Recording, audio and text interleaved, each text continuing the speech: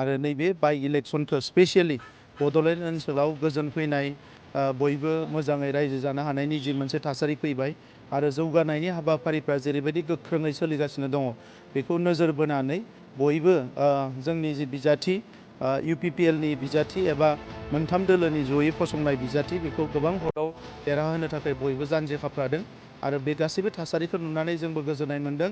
गमामायैनो एबार बाइ इलेक्शनाव जोंनि बिजाथिया फिन खेबसेबाव 50,000निख्रुइ बांसिन मार्जिन भट लानानै देरहागोन।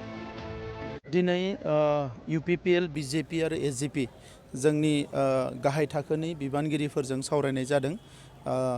BJPनि शक्ति केन्द्र, जोंनि UPPL आरो AGPनि प्राइमारि। दा फैगौ बाइ इलेक्शनखौ लानानै ग्रासरुट लेभेलाव गोबां खामानि मावगासिनो दङ।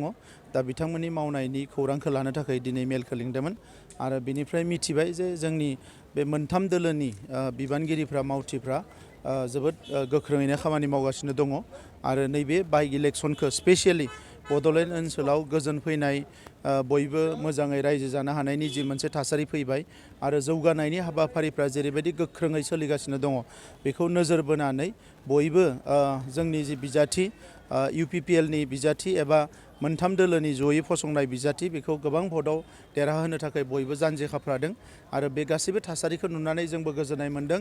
गमामायैनो एबार बाइ इलेक्शनाव जोंनि बिजाथिया फिन खेबसेबाव 50,000निख्रुइ बांसिन मार्जिन भट लानानै देरहागोन। दिनै UPPL, BJP आरो AGP जोंनि गाहाय थाखोनि बिबानगिरिफोरजों सावरायनाय जादों। BJPनि शक्ति केन्द्र, जोंनि UPPL आरो AGPनि प्राइमारि। दा फैगौ बाइ इलेक्शनखौ लानानै ग्रासरुट लेभेलाव गोबां खामानि मावगासिनो दङ। दा बिथांमोननि मावनायनि खौरांखौ लानो थाखाय दिनै मेलखौ लिंदोंमोन आरो बिनिफ्राय मिथिबाय जे जोंनि बे मोनथाम दोलोनि बिबानगिरिफ्रा मावथिफ्रा जोबोद गोख्रोङैनो खामानि मावगासिनो दङ आरो नैबे बाइ इलेक्शनखौ स्पेसियलि बड'लेण्ड ओनसोलाव गोजोन फैनाय बयबो मोजाङै रायजो जानो हानायनि जि मोनसे थासारि फैबाय आरो जौगानायनि हाबाफारिफ्रा जेरैबायदि गोख्रोङै सोलिगासिनो दङ बेखौ नोजोर बोनानै बयबो जोंनि जि बिजाथि UPPL नि बिजाथि एबा मोनथाम दोलोनि जयै फसंनाय बिजाथि बेखौ गोबां भटआव देरहाहोनो थाखाय बयबो जानजि खाफ्रादों आरो बे गासैबो थासारिखौ नुनानै जोंबो गोजोननाय मोन्दों। गमामायैनो एबार बाइ इलेक्शनाव जोंनि बिजाथिया फिन खेबसेबाव 50,000निख्रुइ बांसिन मार्जिन भट लानानै देरहागोन।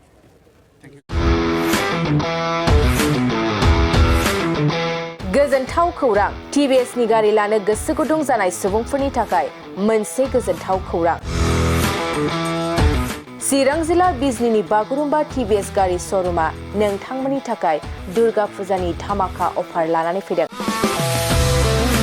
बाइक आरो स्कुटि गारि सालायनो मोजां मोनग्रा रायजो राजाफोरनि थाखाय बागुरुम्बा TVS गारि श'रुमा धामाका अफार होना नोंथांमोननि गेजेराव मोनसे मोजां खाबु होगासिनो दं।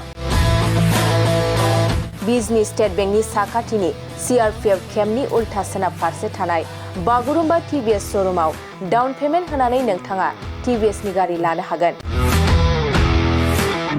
नोंथांमोना बागुरुम्बा TVS श'रुमाव फैनानै नोंथांनि लुबैनाय बायदि TVSनि गारिखौ लांफैनो हागोन। TVSनि गारि सालायनो मोजां मोनग्रा रायजो राजाफोरनि थाखाय बागुरुम्बा TVS श'रुमा बेनि अनगायैबो गोबां मोजां अफार लाबोदों। बेफोर अफारफ्रानो जाबाय जेरै गंनै हेलमेट फ्रि, फुल टिंकि पेट्रल फ्रि एसुर गिफ्ट आरो TVS कम्पानिनि गासैबो मडेलनि एक्सचेन्जनि खाबुआ एभेलेबल जागोन। आरोबाव गुबुन मोनसे मोजां खाबुआ जादों फाइनान्स लागिरिफ्रा डाउन पेमेन्ट होनानै खम बेसेनाव TVS कम्पानिनि गारिखौ लानो हागोन। लोगोसे आबुङै मिन्थिनो आरो बुकिं खालामनो थाखाय 7002132259 एबा 8638131734 जानबुं नम्बराव कल खालामना खौरां लानो हागोन।